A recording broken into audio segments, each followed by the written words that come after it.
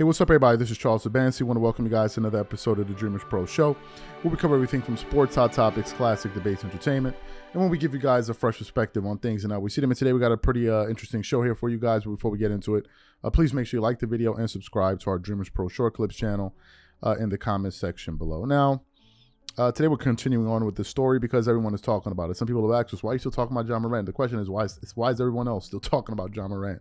What kills me, people come here every day asking us this question, but nevertheless, they still come here every single day. It's unreal to me. But anyway, we're still on this issue.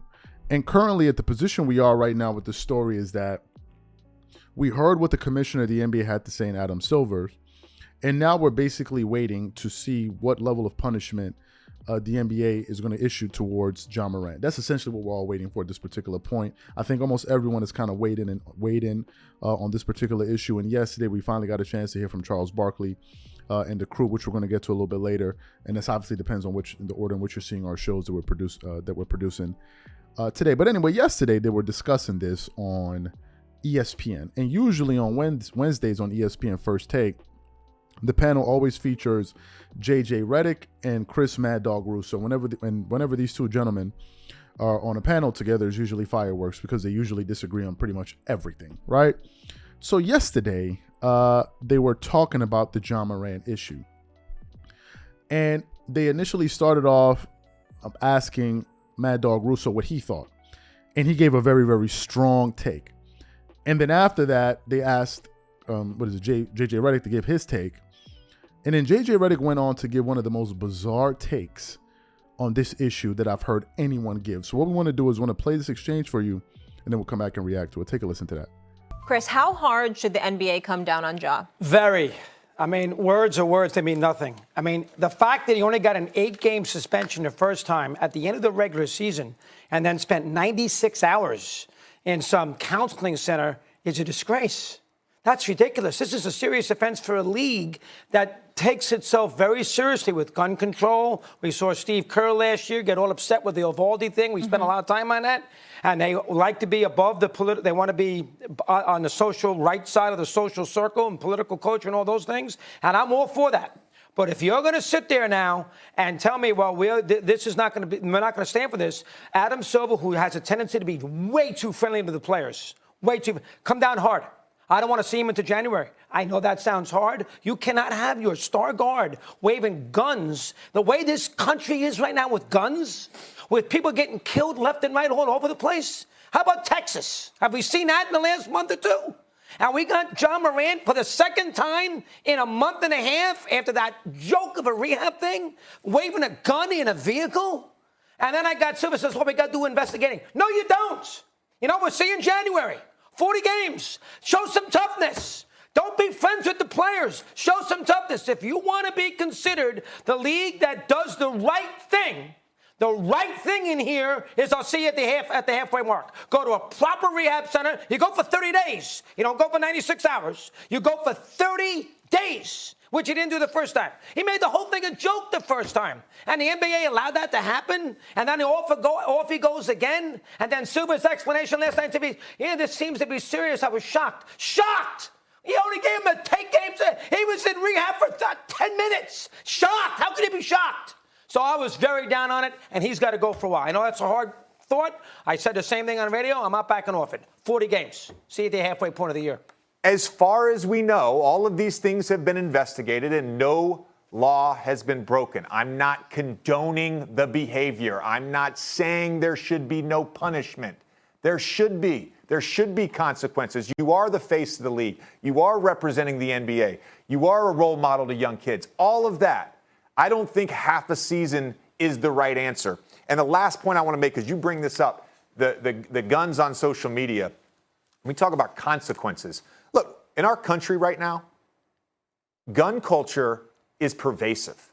It's pervasive. We've got mass shooting after mass shooting, and nobody's doing a damn thing about it. So I get why we're so sensitive to this right now. But there's no consequence for Greg Abbott telling his constituents that they should go buy more guns, and then we have mass shooting after mass shooting in Texas. There's no consequence for an elected Tennessee official to send out a Christmas card holding AR-15s with his young family, and then there's a shooting in his very district. There's no consequences to that. So why are we trying to lay down the hammer on a 23-year-old who didn't break a law? Explain that to me. So you heard the exchange. As I was listening to JJ Redick speak, I was asking myself the question, what in God's name is JJ Redick talking about? And then Stephen A. Smith decided to piggyback off of his point and went off in a totally different direction. The conversation started off being centered on the behavior of John Morant as it pertains to the rules of conduct of the NBA. They then found a way to go from that to segue into what some governor or some mayor is doing in a particular state. And if that mayor or that governor, whoever the person was, I don't remember the person, the politician they mentioned, you know, whatever that person is doing, why does this politician get away with that? But then we're coming down so hard on John Morant. And I was sitting here asking myself, how are these two things even connected? What a governor or a mayor or a senator, whatever it is doing, what exactly does that have to do with John Morant in the NBA? Those are two totally separate issues altogether. And for them to try to draw that, you see, this is what happens. This is just my personal view on this particular issue. This is what happens when you are afraid to take a position on things. When you are afraid to take a position, a clear position, what ends up happening is that you try to triangulate. And you triangulate into positions that end up sounding absolutely convoluted and in some cases, flat out idiotic. How are we comparing what John Morant is doing to what a politician is doing and asking the question, well, if the politician gets away with that, why are we coming down so hard on John Morant? Is he playing in the NBA? No. So why are we bringing him up? Is the subject matter not about John Morant? Well, it is. So why are we talking about what this politician is doing? What does that have to do with anything? This is my question. What does that have to do with anything? And this is where ESPN at times gets into trouble. Because there you have, in a moment like this, when we're talking about basketball and a rule of conduct within the NBA, we're not talking about John Morant's Second Amendment right to be able to bear an arm. This is not the conversation. As a matter of fact, it's not even in question. Because no one is making that point. The issue is that John Morant is doing things that his employer deems to be unsavory. They don't like their product being represented that way. Period. End of story. Nothing else to really discuss here. So for us to get into this back and forth about, oh, we're coming down on a 23-year-old. If he was 33, they will still be doing the same thing. Has nothing to do with a 23-year-old or a 33-year-old. The NBA doesn't condone it. And therefore, John Morant should discontinue that type of behavior. But for JJ Redick to go off on this tangent and start talking about that, and this is where these guys get into trouble, to get back to my original point. That topic had nothing to do with politics. It had absolutely nothing to do with politics. And to try to draw some type of political parallel, I believe, was just absolutely uncalled for. And this is how you turn people off. And by the way, some people are saying, oh, maybe you're trying to, listen, I have no real political leanings. But even me, I was like, what exactly does this have to do with anything? I was turned off by that point because it had nothing to do with what we're talking about. And I think people doing that are number one, either just reaching, or in my honest opinion, I believe that these people, and I'm giving you guys my honest take as I always do, I believe that these people are really confused about this subject.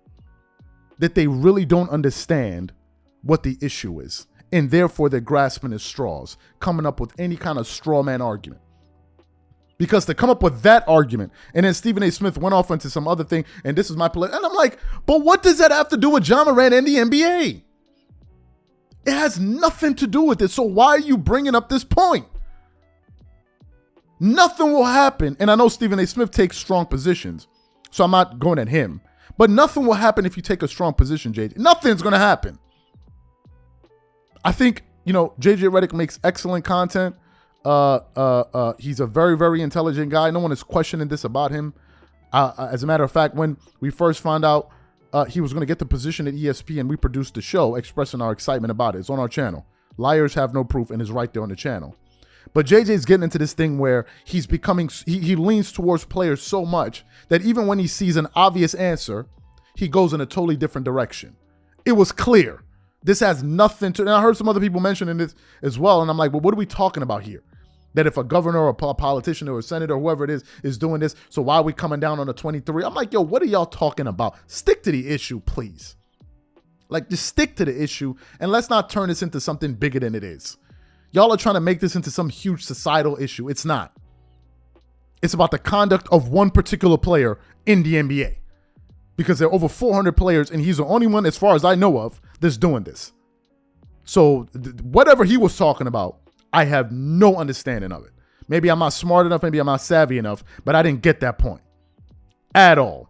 These are my thoughts. So what I want to know from you guys is simply this. What do you think about the points JJ Redick brought up? What do you think about the points we outlined here in this particular show? Whatever you guys think, please leave your thoughts and comments in the comment section. We catch you on the next show. Peace.